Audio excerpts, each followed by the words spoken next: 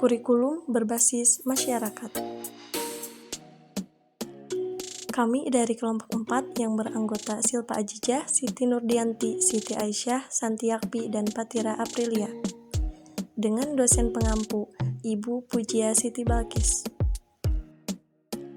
Kurikulum berbasis masyarakat.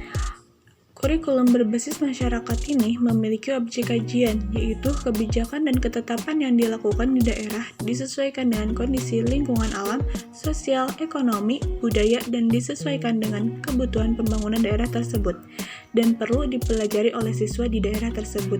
Bagi siswa, kurikulum ini bermanfaat untuk memberikan kemungkinan dan kebiasaan untuk lebih dekat dengan lingkungan sekitarnya di mana mereka tinggal. Kemungkinan lainnya adalah untuk mencegah dari keterasingan lingkungan, terbiasa dengan budaya dan adat istiadat setempat, dan berusaha mencintai lingkungan hidup, sehingga sebutan kurikulum ini menjadi kurikulum berbasis masyarakat. Tujuan kurikulum berbasis masyarakat. Yang pertama, memperkenalkan siswa terhadap lingkungannya dan ikut melestarikan budaya termasuk keterampilan serta kerajinan yang nilai ekonominya tinggi di daerah tersebut. Yang kedua, untuk membekali siswa dengan kemampuan dan keterampilan yang dapat menjadi bekal hidup di masyarakat jika mereka tidak dapat melanjutkan ke jenjang pendidikan yang lebih tinggi.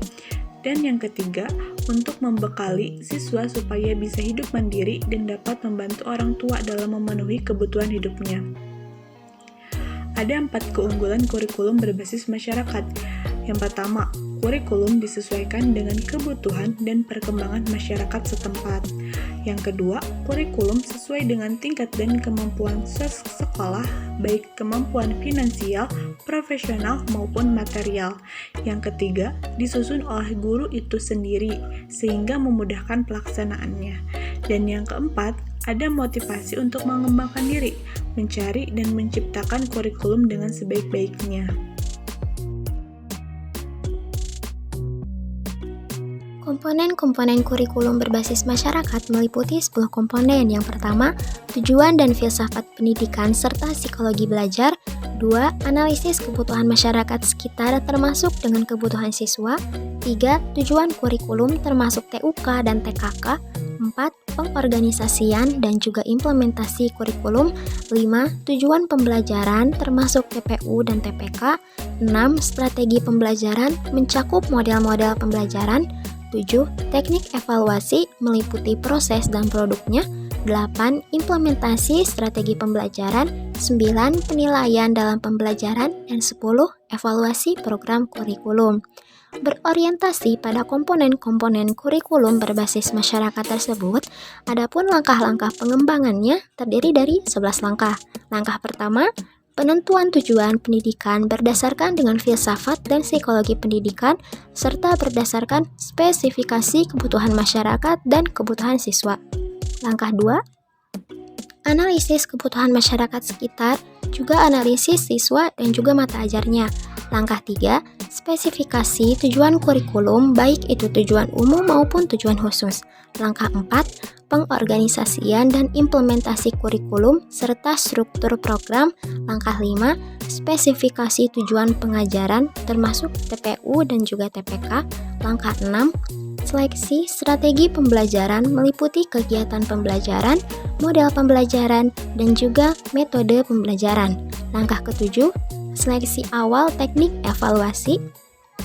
Langkah 8, seleksi final teknik evaluasi.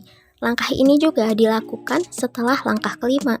Langkah 9, implementasi strategi pembelajaran secara aktual. Langkah 10, evaluasi pengajaran untuk menilai keberhasilan siswa dan efektivitas pembelajaran serta perbaikan evaluasi. Dan langkah terakhir, langkah 11, yaitu melakukan evaluasi program kurikulum. Karakteristik kurikulum berbasis masyarakat. Kurikulum berbasis masyarakat merupakan model pengajaran yang berpusat pada masyarakat dengan cara membawa sekolah ke dalam masyarakat atau membawa masyarakat ke dalam sekolah guna mencapai tujuan pembelajaran yang telah ditetapkan. H. Malik merinci karakteristik kurikulum berbasis masyarakat meliputi yang pertama, karakteristik pembelajaran pada kurikulum berbasis masyarakat. Dalam karakteristik pembelajaran pada kurikulum berbasis masyarakat, pembelajaran berorientasi pada masyarakat dengan kegiatan belajar bersumber pada buku teks. Disiplin kelas berdasarkan tanggung jawab bersama, bukan berdasarkan paksaan atau kebebasan. Metode mengajar dititik beratkan pada pemecahan masalah untuk memenuhi kebutuhan perorangan dan kebutuhan sosial atau kelompok. Dan strategi pembelajaran meliputi karya wisata, manusia atau narasumber, survei masyarakat, kuliah kerja nyata, proyek perbaikan masyarakat, dan sekolah pusat masyarakat. Yang kedua, karakteristik materi pembelajaran. Kriteria untuk menyeleksi materi yang perlu diajarkan, yang pertama, validasi, yaitu materi yang telah teruji kebenaran dan kesahihannya. Yang kedua, tingkat kepentingan yang benar-benar diperlukan oleh siswa. Yang ketiga, kebermanfaatan secara akademik dan non-akademik sebagai pengembangan kecakapan hidup dan kemandirian siswa. Yang keempat, layak dipelajari, yaitu tingkat kesulitan dan kelayakan bahan ajar sesuai dengan kondisi masyarakat sekitar. Yang kelima, menarik minat, yaitu dapat memotivasi siswa untuk mempelajari lebih lanjut dan menumbuh kembangkan rasa ingin tahunya. Yang keenam, alokasi waktu, yaitu penentuan alokasi waktu terkait dengan keleluasaan dan kedalaman materi. Yang ketujuh, sarana dan sumber belajar, atau bisa diartikan sebagai media atau alat peraga yang berfungsi untuk memberikan kemudahan terjadinya proses pembelajaran.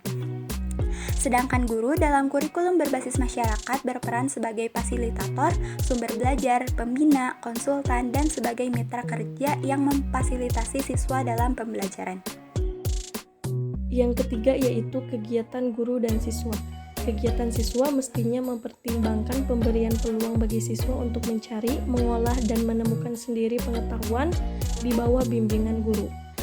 Guru dalam kurikulum berbasis pada masyarakat berperan sebagai fasilitator, sumber belajar, pembinaan, konsultan sebagai mitra kerja yang memfasilitasi siswa dalam pembelajaran. Yang keempat yaitu penilaian dalam kurikulum berbasis masyarakat. Hakikatnya, karakteristik tersebut dapat dijabarkan menjadi beberapa karakteristik lainnya. Pertama, kurikulum bersifat realistik. Kedua, kurikulum menunjukkan kerjasama dan integrasi antara sekolah dan masyarakat. Ketiga, memberikan kesempatan yang luas kepada siswa untuk belajar. Keempat, prosedur pembelajaran memberdayakan semua metode dan teknik pembelajaran secara sistematik dan bervariasi. Kelima, membantu siswa agar mampu berperan dalam kehidupan sekarang ini. Keenam, kurikulum berbasis masyarakat menyediakan sumber-sumber belajar yang berasal dari masyarakat. Karakteristik matematika pada kurikulum berbasis masyarakat. Yang pertama, memiliki objek kajian yang bersifat abstrak. Objek kajian matematika yang dipelajari adalah fakta, konsep, operasi atau skill, dan prinsip. Seperti yang kita ketahui, matematika adalah ilmu tentang struktur yang bersifat deduktif atau aksiomatik, akurat, abstrak, dan ketat. Hal ini sejalan dengan etnomatematika, yang dimana pembelajarannya itu konseptual atau dapat dibawa ke dalam dunia nyata. Kedua, mengacu pada kesepakatan. Kesepakatan itu menjadikan pembahasan matematika mudah dikomunikasikan. Pembahasan matematika yang dikaji menyesuaikan kondisi lingkungan alam, sosial, ekonomi, budaya, serta yang perlu dipelajari oleh siswa di daerah tersebut. Ketiga, mempunyai pola pikir deduktif.